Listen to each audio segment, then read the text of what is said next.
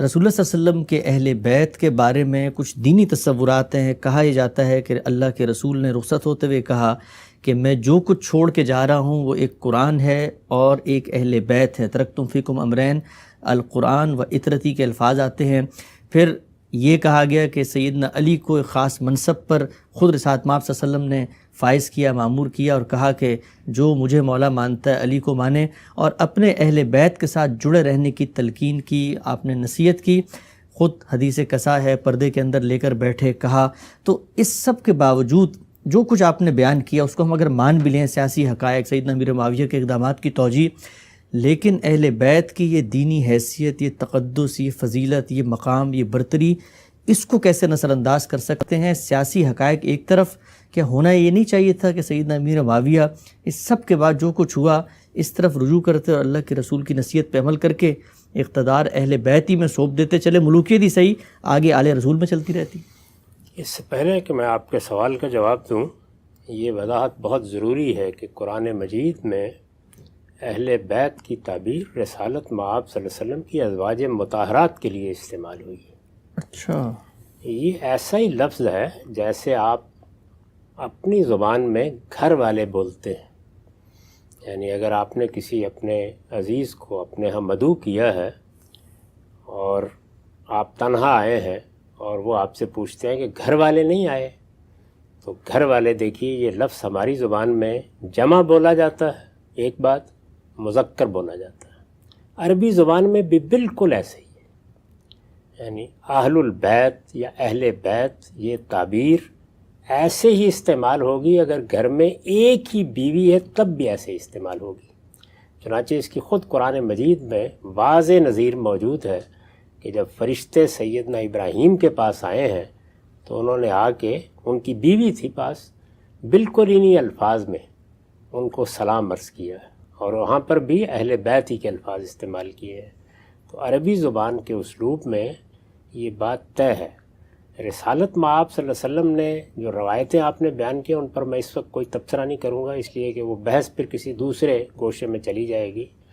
لیکن اتنی بات ضرور عرض کر دوں گا کہ رسالت مآب صلی اللہ علیہ وسلم نے اگر کسی موقع پر اہل بیت کے بارے میں تنبیہ کی ہے یا کہا ہے کہ میں ان کو چھوڑے جا رہا ہوں، ان کے بارے میں متنبہ رہنا، تو اپنی ازواج کے بارے میں کہا ہے.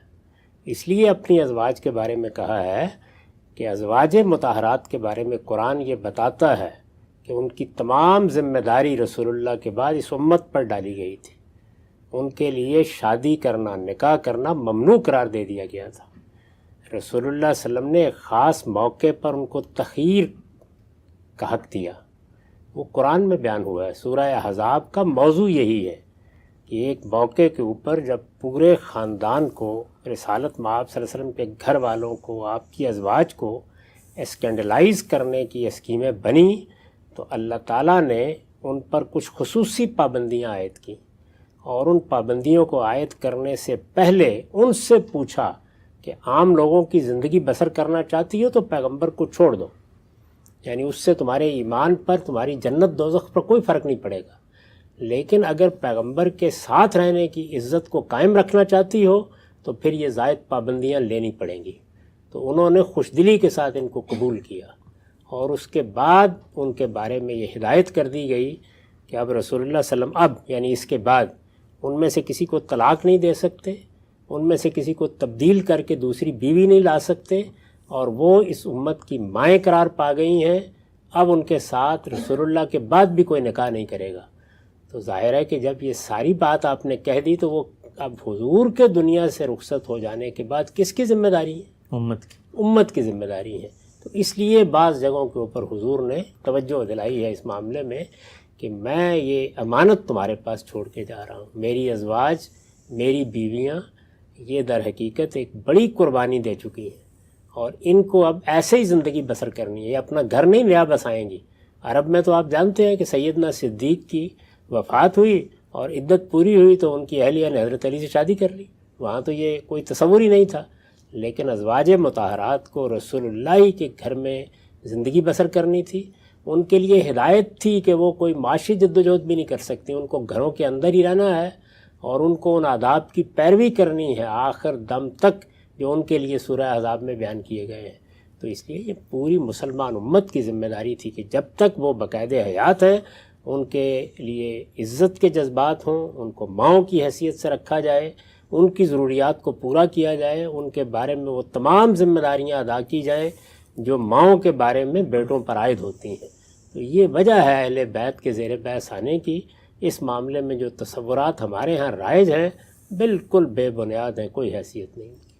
باقی رہ گئی یہ بات کہ کسی وقت جب محبت کے اسلوب میں آدمی اپنے بچوں یا اپنے نواسوں یا اپنی نواسیوں یا اپنے پوتوں کے بارے میں بھی یہ بات کرتا ہے کہ یہ تو میرے گھر والے ہیں، تو یہ اصل میں توسیع کا اسلوب ہوتا ہے۔ اصل میں اہل بیت کون ہیں؟ ازواج مطہرات، یعنی رسول اللہ صلی اللہ علیہ وسلم کی بیوی۔ پہلے تو یہ بات سمجھ لیجئے۔ اس کے بعد اب تھوڑی دیر کے لیے اس مقدمے کو مان لیجئے جو آپ نے بیان فرمایا ہے کہ حسن سلوک کرنا ہے، محبت کا مرجع بنا کے رکھنا ہے، تو اس میں کیا شبہ ہے؟ یعنی اگر رسول اللہ صلی اللہ علیہ وسلم کے ساتھ ہم محبت کرتے ہیں، اگر آپ کے لیے ہمارے دل میں غیر معمولی جذبات ہیں، تو آپ کے خاندان کے لیے، آپ کے اہل و عیال کے لیے، آپ کے نواسوں کے لیے کیوں نہیں ہوں گے؟ اسی وجہ سے تو ہم جب رسول اللہ کے لیے دعائیں کرتے ہیں تو آپ کے خاندان کے لیے بھی رحمت کی دعائیں کرتے ہیں، روز نمازوں میں کرتے ہیں۔ تو یہ جو جذبات محبت کا اظہار ہے یا رسول اللہ صلی اللہ علیہ وسلم کے لیے اللہ کی رحمت کی دعا کرنے کے داعیات ہیں، یہ تو ہر مسلمان کے ایمان کا تقاضا ہے، رسول اللہ صلی اللہ علیہ وسلم کے ساتھ محبت کا تقاضا ہے۔ لیکن اس کا سیاست سے کیا تعلق ہے؟ یعنی سیاست میں تو فیصلے ان قوانین کی بنیاد پر ہوں گے جو سیاسی فیصلوں کے لیے یا دنیا میں رائج ہیں علم و عقل کی روح سے، اور یا اللہ نے بیان کیے ہیں۔ تو اللہ نے جو قانون بیان کیا ہے اس پر بڑی تفصیلی گفتگو میں کر چکا۔ وہ کیا ہے؟ امرہم شورا بینہم، لوگوں کے اعتماد سے فیصلہ ہونا ہے۔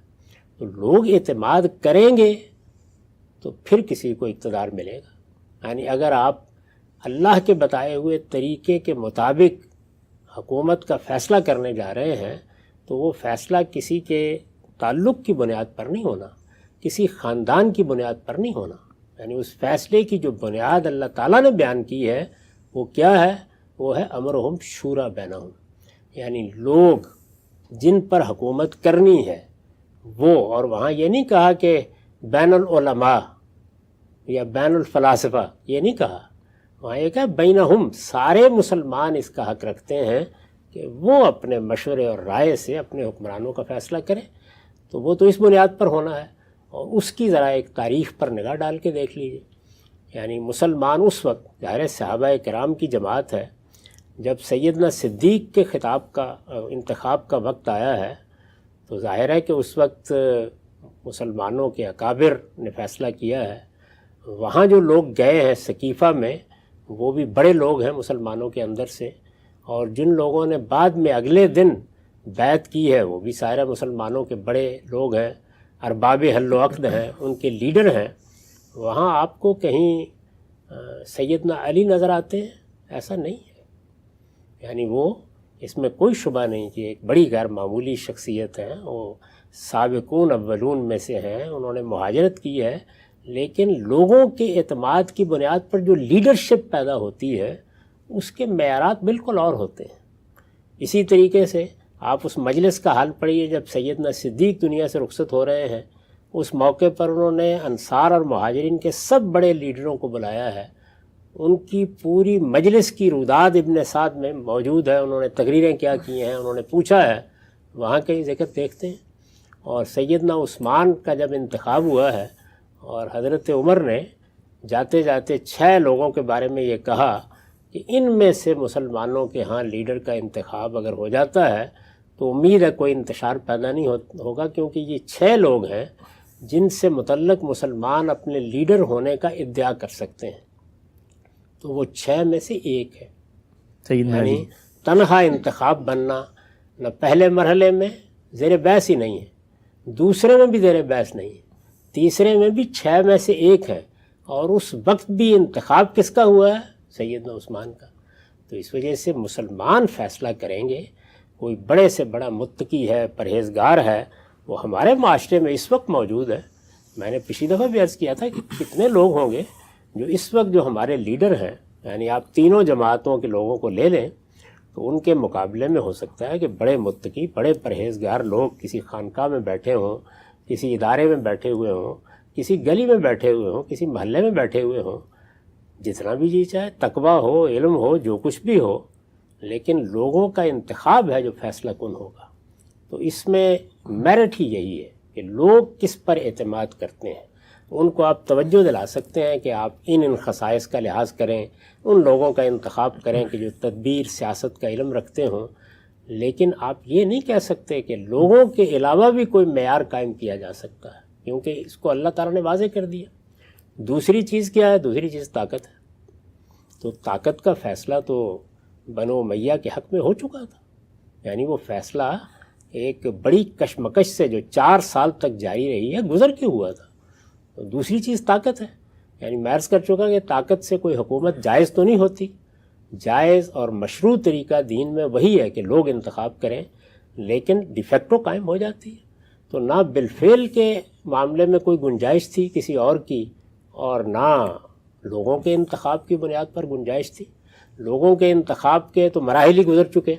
اب اگر لوگوں کے انتخاب کو ایک قانون بننا تھا تو میں عرض کر چکا کہ اس میں کیا ضرورت تھی۔ اس کے لیے آپ کو ایک ہاؤس آف ریپرزنٹیٹیو بنانا تھا، اس کے لیے پوری سلطنت میں کیسے لوگوں کا اعتماد حاصل کیا جائے اس کے طریقے ایجاد کرنے تھے۔ وہ ہم مسلمان نہیں کر سکے تو وہ طریقہ بھی آگے نہیں بڑھ سکا۔ آگے بڑھنے کے لیے ملوکیت کو اختیار کیا گیا۔ تو ملوکیت میں تو یہ ہوتا ہے کہ زور بازو سے کس نے ہندوستان کے تخت پر قبضہ کیا ہے۔ تو اب ہمایوں ہی بابر کے بعد تخت پر بیٹھے گا، الا یہ کہ کوئی شیرشاہ سوری آ کر اپنی تلوار کا زور دکھا دے۔ ٹھیک ٹھیک، یہی قانون ہے۔ اس میں کسی کا مقام، کسی کی فضیلت، کسی کا تقویٰ، یہ کوئی اہمیت نہیں رکھتا۔